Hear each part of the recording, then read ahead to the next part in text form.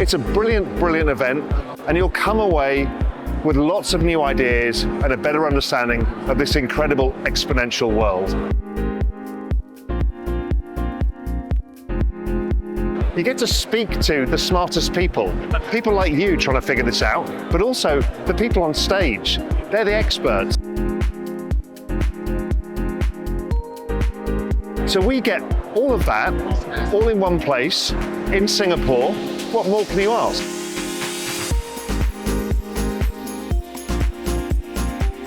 See you at TOKEN2049.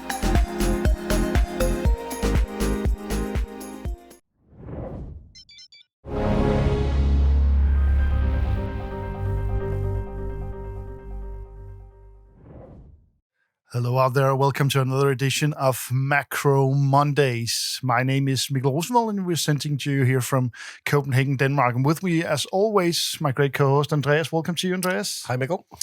What a week in global stock markets, especially the night between Tuesday and Wednesday. We had a great correction, a great reset of the stock market, perhaps, especially in tech. We'll get back to that in just a minute.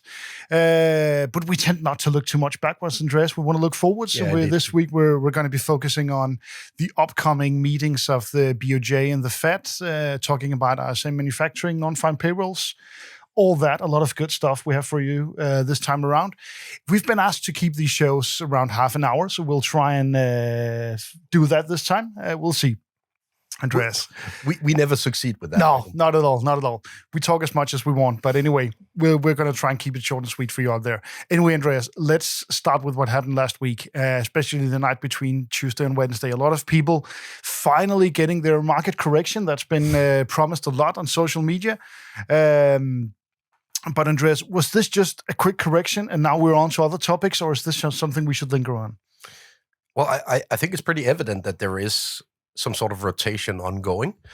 The question is whether it is fundamentally driven or whether it is driven by some sort of position squaring party or a stop loss party.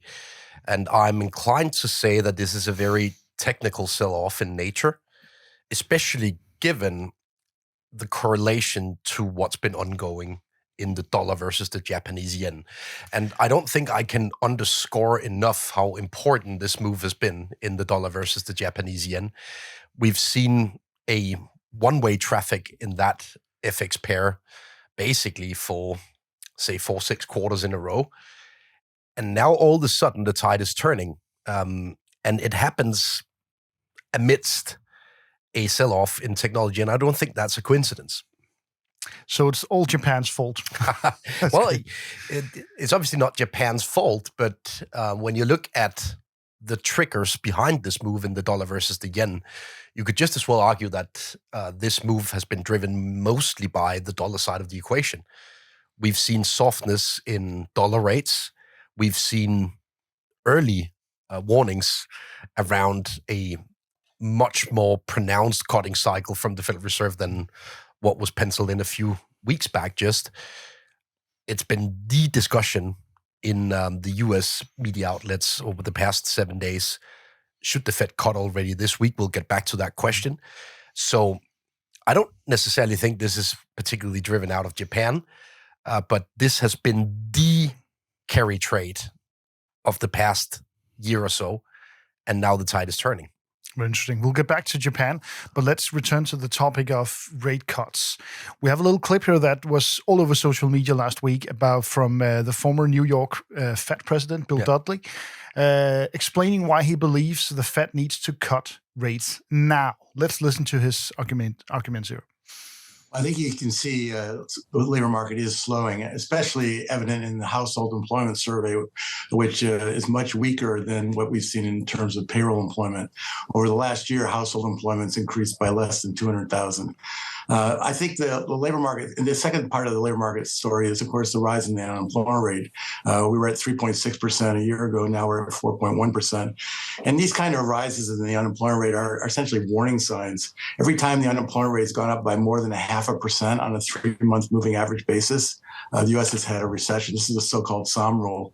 Right now, on the SOM roll basis, smoothing it, 3-month moving average, 0.43% increase. So we're getting very, very close to triggering the SOM roll. Chair Powell himself has pointed out the risks now are very much two-sided, not one-sided. Inflation is much more benign, 2.6% for the core PCE deflator year over year, and we're probably going to get another good reading on Friday.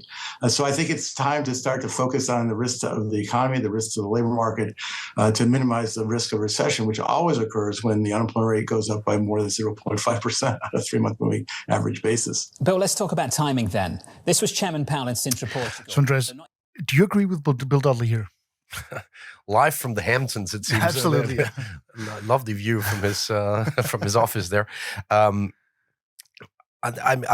think it's premature to talk about a rate cut this week, and we won't get a rate cut this week.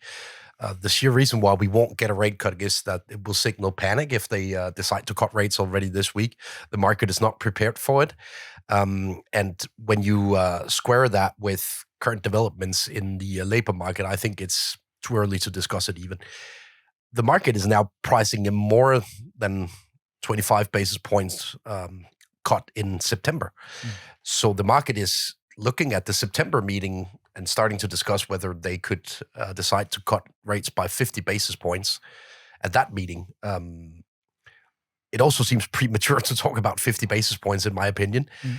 The whole discussion around the labor market is very divided right now. So Bill Dudley refers to the so-called household survey. And the household survey is weak. It's very evident, while the non-farm payrolls is performing better.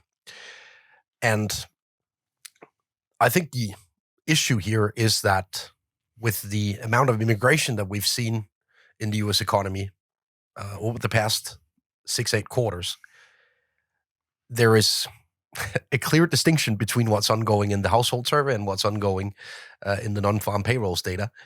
And I suspect that the reason is that a lot of quote-unquote illegal immigrants are now part of the labor force in the U.S., and they don't respond to this household survey. First of all, because it's a survey in English. I know it's a very simple fact to state, but it matters also in relation to the response rate. And secondly, if you're a illegal immigrant, you're not necessarily showing up in a household survey because you need to be registered to be part of that survey. So I guess that's at least one of the explanatory factors behind that gap. And I'm more inclined to say that the non-farm payrolls number is the correct number.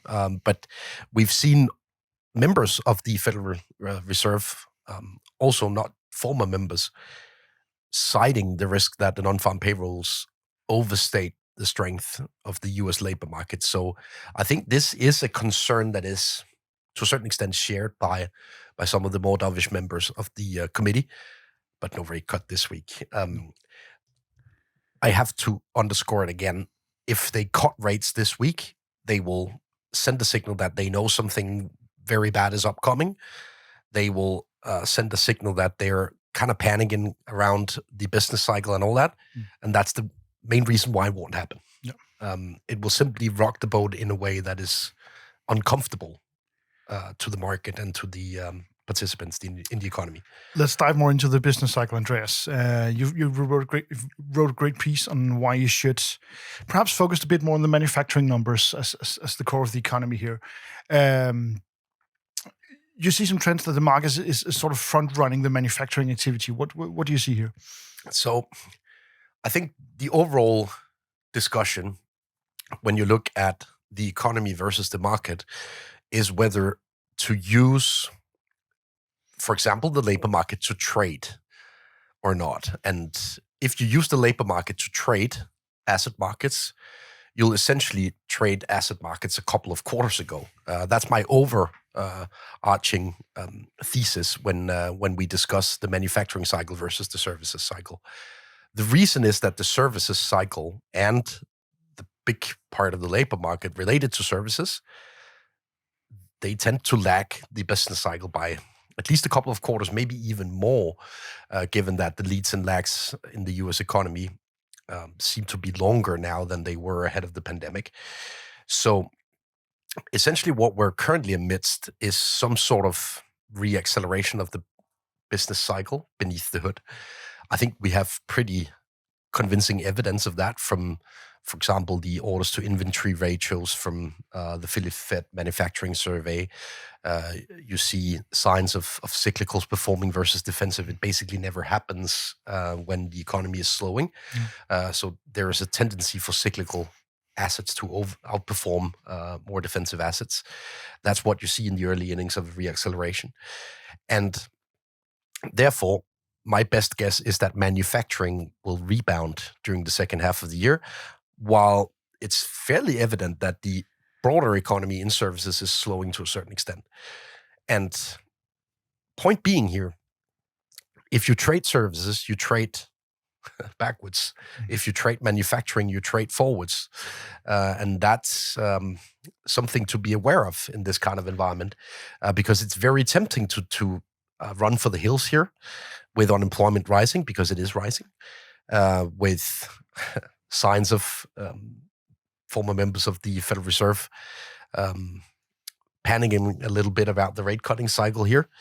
It is tempting to run for the hills in such a scenario, but you need to watch the forward-looking evidence instead of looking in the rearview mirror for clues on how to trade this. Yeah, and another way to look forward at this is the spread between services and manufacturing. You want to unfuck your shit? This is live. Yeah, that's being recorded. Hey, listen, if you want to unfuck your future, then come and join us in the Real Vision community. Incredible platform, amazing content, some of the smartest people in the world, and amazing tools. And guess what? It'll cost you nothing. Come to realvision.com. I'll see you there, and let's help you unfuck your future. Now, Andreas, I can look at this chart. I can see some sort of implied correlation. Why should this spread be directly correlated to risk assets? Well, when you look at manufacturing versus services, that spread is pro-cyclical in nature, as manufacturing is a lot more sensitive to the overall cycle of interest rates, and manufacturing is more agile and faster moving than services. It's the first shoe to drop, essentially. Yes, in both directions, basically. Yeah. And we've seen a slowdown in the hiking cycle, basically over the past 4 to 6 quarters. So when you look at the rate of change in interest rate markets, we're actually down in terms of the momentum in interest rates versus a year ago. And that's typically something that fuels the cycle rather than the opposite. So I'm not overly scared of the current nominal interest rate levels in the US economy. When we see the direction of travel being towards lower interest rates, we see the first signs of the manufacturing sector rebounding as a consequence of it. We see signs in economies with low duration profiles such as Sweden, Korea, Canada, Australia. We see signs of those economies picking up speed from weak levels, admittedly, because of a rate cutting cycle commencing across the Western world. So the signs of a reacceleration in the parts of the economy that are sensitive to interest rates, they are very present while we see this slowdown in services. And as you can see from the chart here, when manufacturing picks up speed versus the broader labor-based economy, it's typically something that spills over to positivity in asset markets, not the opposite. And to be even more specific on that, Andreas, I just bought another chart you had in your weekly editorial here. Yeah. The equity indices with the highest beta to ISM spread. Why is this the case? What should you be looking out for as an investor here? So the point here is that as soon as the manufacturing cycle rebounds relative to the broader economy, we actually start to see typically some signs of a widening of the returns seen in the equity space in the US. So we still have information technology high on the scoreboard. We still have consumer discretionary high on the scoreboard. But we also have stuff like financials, real estate higher on the scoreboard. And we've actually seen some signs towards rebound in some of these quote-unquote bombed out sectors over the past month or so, despite some of these hiccups that we've seen in information technology and consumer discretionary, to a certain extent crypto. So I think this is a testimony to the broader economy actually gathering a little bit of momentum here. When the profit cycle starts rebounding for the broader equity market, you should also expect the labor market to rebound 2-3 quarters down the road. And I think that could be the major surprise here to write about everyone, including all of the members of the Federal Open Market Committee, that in 6 to 9 months' time from now, we have a reaccelerating labor market again. So sure, it's not that I'm blind to these short-term risks surrounding the unemployment rate. It's not that I'm blind to the slowdown in services. I'm just not sure that it's worth betting on. That's all I'm saying. Okay, Andreas, before we get to Japan, I just want to swing by commodities and digital assets real quick. This is one of my favorite memes at the moment. The girl texting to the boy, "I'm not in a good place right now." The boy responding, "Oh, you're long copper." That's not been a good place to be in for some time here, Andreas. No. Considering these expectations for the ISM manufacturing, what's your take on commodities here? Yeah, so Mikkel, I have to admit that the commodity space is not really playing ball with the view that I just presented. We've been short copper and silver with a lot of success, by the way. And it's not necessarily something that squares with a positive view on the business cycle to be short copper and silver. Those two metals typically perform well if the cycle is improving. So why on earth are we short these metals when we see some signs of positivity beneath the surface? Well, first of all, you need to construct a portfolio that can sort of thrive in various scenarios. That's one of the reasons. But I think this is a very idiosyncratic story driven by China. When you look at the Chinese export numbers of copper, we've covered this extensively over the past month or so in this show, maybe even the past couple of months. We basically timed the entry and the exit from that copper trade perfectly well. You've seen signs of China flooding global markets with their excess capacity of copper. And the market prices, they've responded to that. It's a story driven by a lack of construction in China. It's not because the manufacturing sector is doing poorly in China. It's not because the manufacturing sector is doing poorly in the US. We do see signs of an acceleration both in China and the US. But the domestic economy of China is still on the floor. And I don't really think there is a scope for China to construct at the pace that we've seen over the past decade. I mean, the population is shrinking. They already have an excess capacity of housing. They've built infrastructure to nowhere. So why on earth continue down that road? It doesn't really make any sense to me. So when you look at the construction pace in China right now, it's not really moving anywhere. It's on the floor. You don't see any new construction activity, and for good reasons. And remember that China was by far and large the biggest consumer of copper up until lately.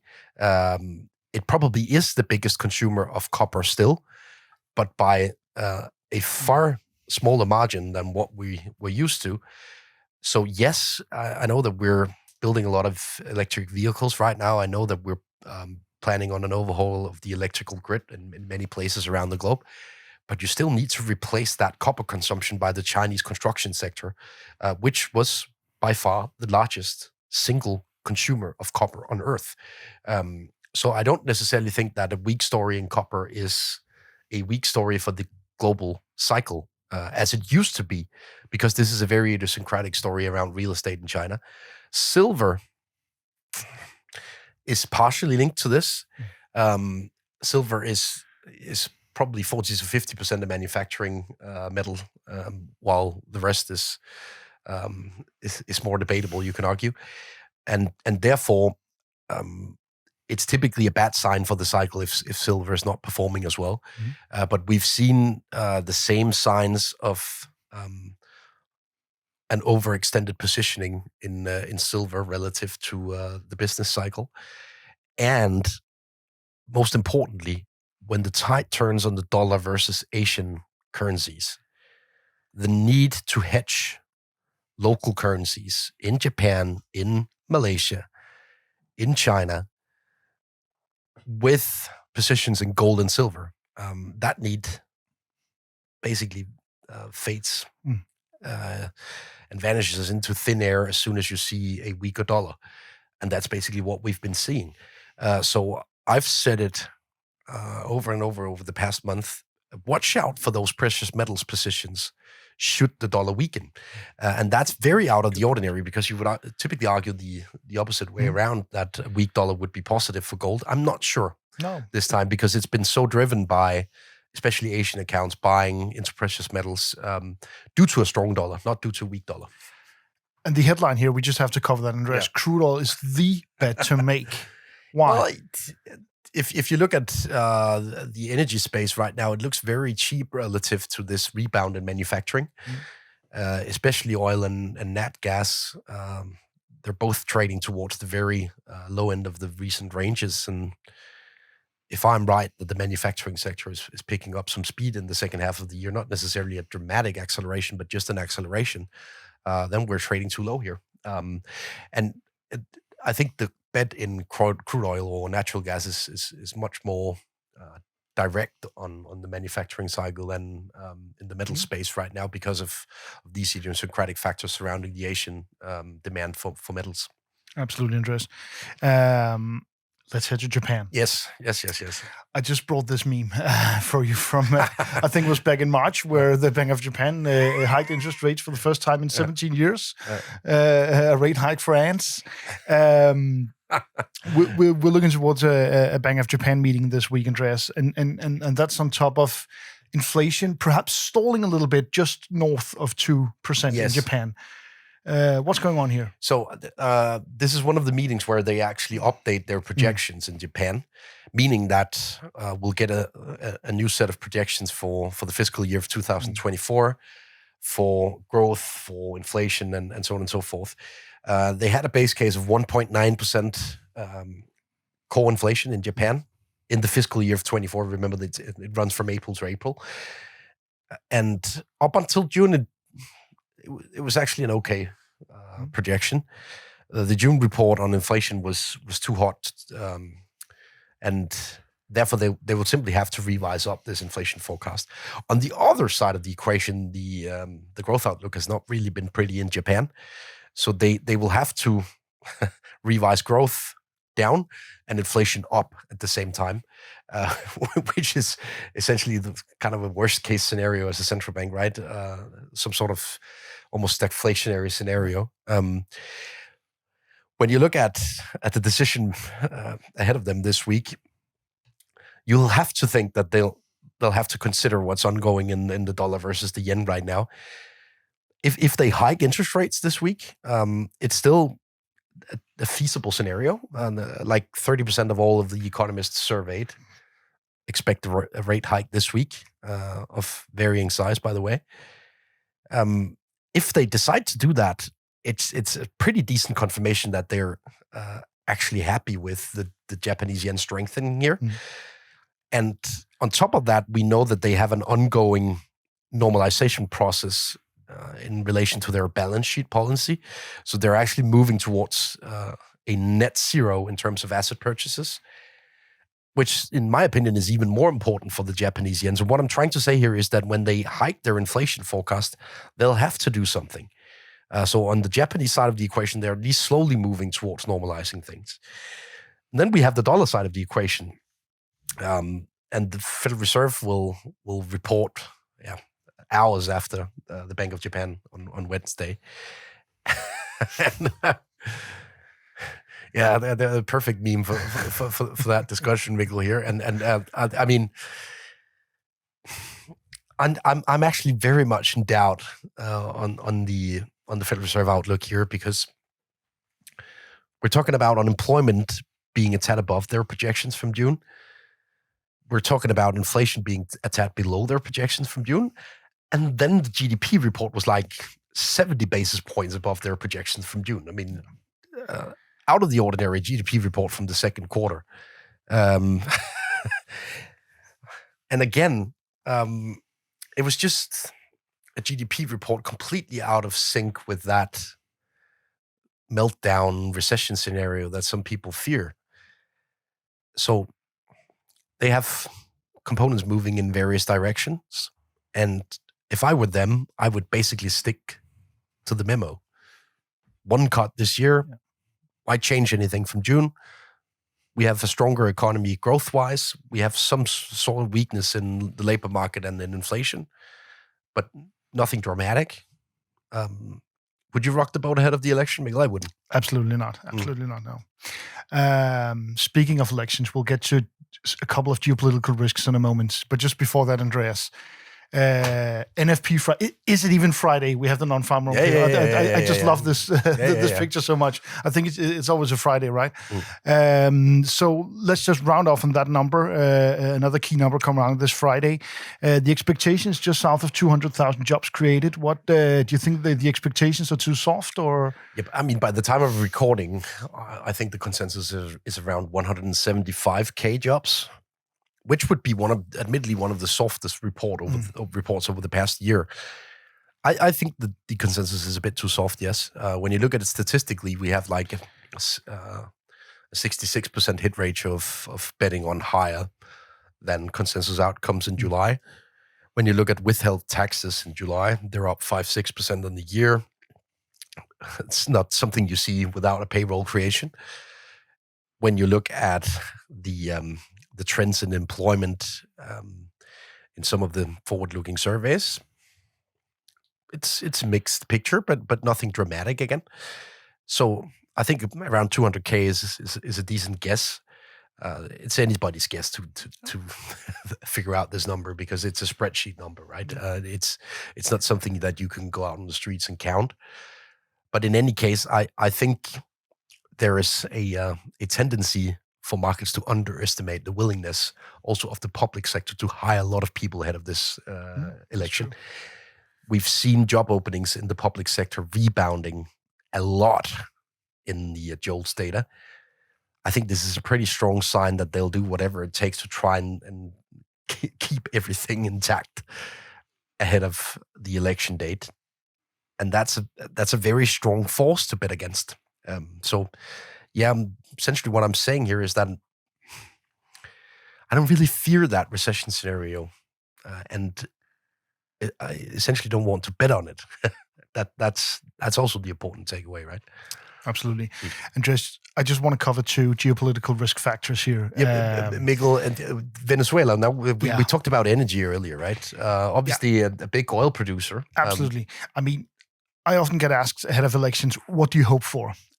This is what you hope for as a political analyst. Both parties in an election claiming victory. That's great news. A lot of stuff going on in Venezuela now. It's obviously tragic what's going on in Venezuela. The opposition initially looked like they were going to win, but of course, President Maduro and his team had this election under control, you could say, and have now claimed the victory. A lot of people took to the streets, but the Maduro, the left-wing party, was also prepared for this. Send out a lot of their thugs, essentially, a bunch of motorcycle gangs roaming around Caracas to clamp down this violence. So right now it's a big chaos in Venezuela. A lot of their neighboring countries are calling for new elections, more fair elections. I think Maduro has got this under control, will control the oil production out of Venezuela.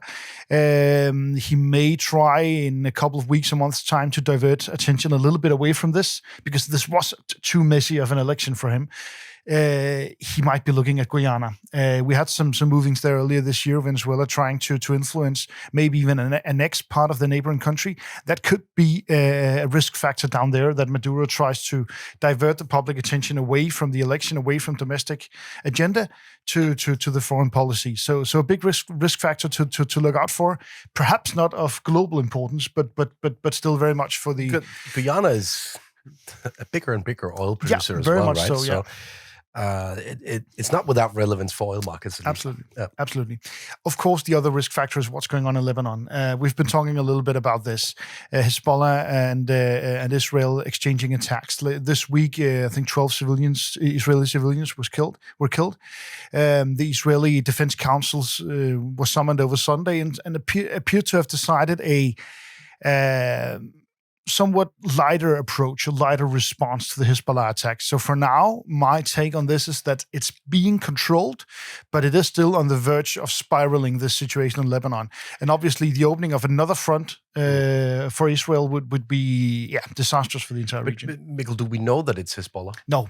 They claim to have no knowledge of this, and that's probably also why Israel has been a little bit more reluctant to go all in on Hezbollah. Basically, I still see a lack of desire for war on both sides of this conflict, and that's still what gives me hope here.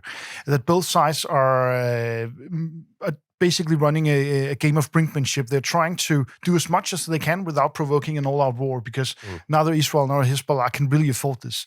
So I'm still hopeful that this can be managed without spiraling into an open war, but obviously it's not conducive to the peace process in Gaza as well. So still one big mess down there. Yeah, and as we're recording here on Monday morning, Mikkel, it seems like freight rates once again respond to this. Absolutely. We've seen increases in freight rates from China to Europe, obviously related to this conflict due to the lack of a safe shipping lane through the Red Sea and the Suez Canal.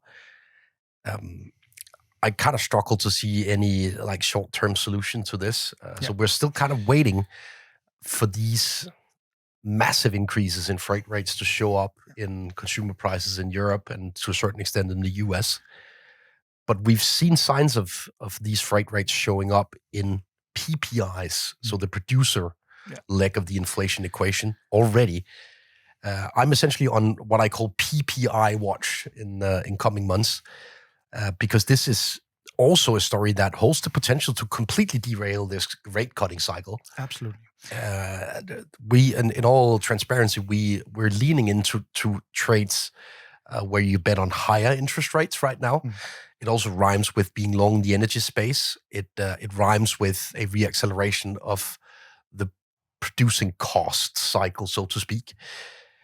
And it is, in part, related to this lack of peace in the region around Israel. Mikkel, what about Netanyahu and his trip to Washington? He was essentially courting Washington when some of these attacks started. So it played right into his agenda. And I mean, for Netanyahu, the game right now is who do you call in Washington? Do you call Biden? Do you call Kamala Harris? Or do you call Donald Trump, essentially? And that's calling Florida, I guess. But. Yeah. And what's the time frame here? So I think the US is doing everything they can, of course, to broker some kind of peace agreement, but I also think they've come to the realization that neither the Israeli government nor Hamas have really have the desire to move towards peace. So right now it's looking really, really tricky. And I mean, for freight rates and for global shipping, the problems are just stacking up. We have the storm around the Cape of the Good Hope. We have a looming strike on the US East Coast as well. I think that will be solved before the election, before it becomes a real issue. But I mean, if all this starts to show into consumer prices in Europe, maybe even in the US, it immediately becomes a political issue, because that would be inflation that the central bank can't really fight. Yeah. So very good point on that potential strike on the East Coast of the US. Last year, a deal was made between the union on the West Coast and the employers in the harbors of the West Coast. And now they're fighting over the deal on the East Coast. And it seems like a very clear fight between the union and especially Maersk terminals. So basically the Danish company running a lot of these terminals because of an issue related to what they call auto gates. So they're basically automating some of the jobs ahead of schedule.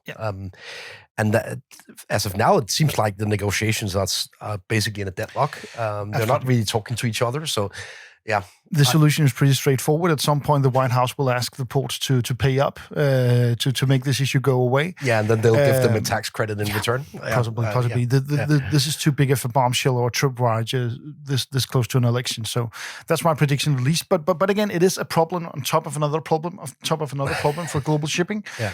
And at some point, this will start to move. Yeah, in and on, in sharp on contrast prices. to what a lot of people expect when they look at shipping numbers, the East Coast, alongside the Gulf Coast, handles more shipping volume than the West Coast. Yeah. So around 55 to 60% in total. So it is important, very important. And ultimately, you have to pay up. Absolutely. And I mean, as I said before, we talk about what can the Fed do, what can the Bank of Japan do against this is inflation you can't really fight. It's tricky, at least not from the central bank. So anyway, Andreas, I think that pretty much covers what we had this week. A little over half an hour. Sorry about that. I think next we will dive a little bit more into our macro regime as we switch months, look a little bit ahead on that. And basically see what's happened in these big central bank meetings this week. Yeah. So the bottom line, just to summarize on the trading asset markets here, if dollar-yen continues south, be aware of all positions that are popular across assets, and especially be aware of the precious metals trade. So we're still short the precious metals trade. We're leaning towards a further move south in the dollar versus yen, and we're considering what to do with equities here, because it's not straightforward how equities will fare in such a scenario because of a lot of risk squaring and position squaring due to this dollar-yen story. Absolutely. You can read all the content at stenoresearch.com to get more on this and more live updates, especially from the central bank meetings. You can follow Andreas and I on X as well for that. Thanks a lot for watching this week. We'll be back next week. Sometimes it may be good, sometimes it may be shit. It's a brilliant event, and you'll come away with lots of new ideas and a better understanding of this incredible exponential world. You get to speak to the smartest people like you trying to figure this out, but also the people on stage. They're the experts. So we get all of that, all in one place, in Singapore. What more can you ask?